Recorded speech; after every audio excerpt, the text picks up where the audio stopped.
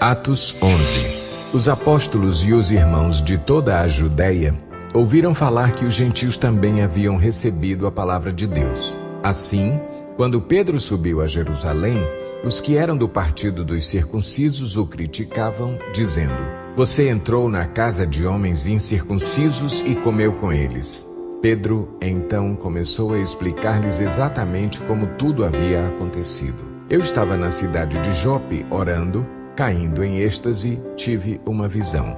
Vi algo parecido com um grande lençol sendo baixado do céu, preso pelas 4 pontas e que vinha até o lugar onde eu estava. Olhei para dentro dele e notei que havia ali quadrúpedes da terra, animais selvagens, répteis e aves do céu. Então ouvi uma voz que me dizia: 'Levante-se, Pedro, mate e coma.' Eu respondi: 'De modo nenhum, Senhor. Nunca entrou em minha boca algo impuro ou imundo.' A voz falou do céu segunda vez: 'Não chame impuro ao que Deus purificou.' Isso aconteceu 3 vezes, e então tudo foi recolhido ao céu. Na mesma hora chegaram à casa em que eu estava hospedado 3 homens que me haviam sido enviados de Cesareia. O Espírito me disse que não hesitasse em ir com eles.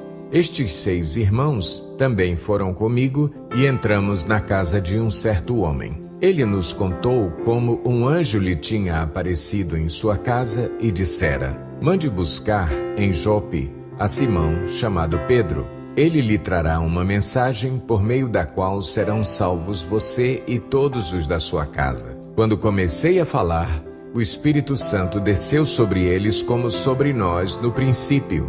Então me lembrei do que o Senhor tinha dito: 'João batizou com água, mas vocês serão batizados com o Espírito Santo.' Se, pois, Deus lhes deu o mesmo dom que nos tinha dado quando cremos no Senhor Jesus Cristo, quem era eu para pensar em opor-me a Deus?"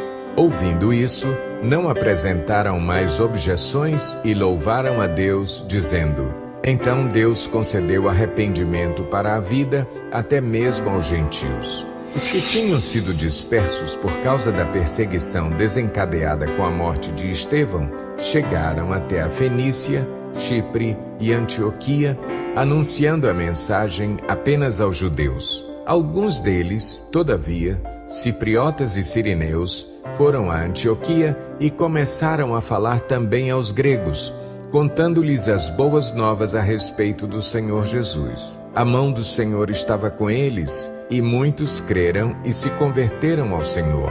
Notícias desse fato chegaram aos ouvidos da igreja em Jerusalém, e eles enviaram Barnabé a Antioquia. Este, ali chegando e vendo a graça de Deus, ficou alegre e os animou a permanecerem fiéis ao Senhor de todo o coração.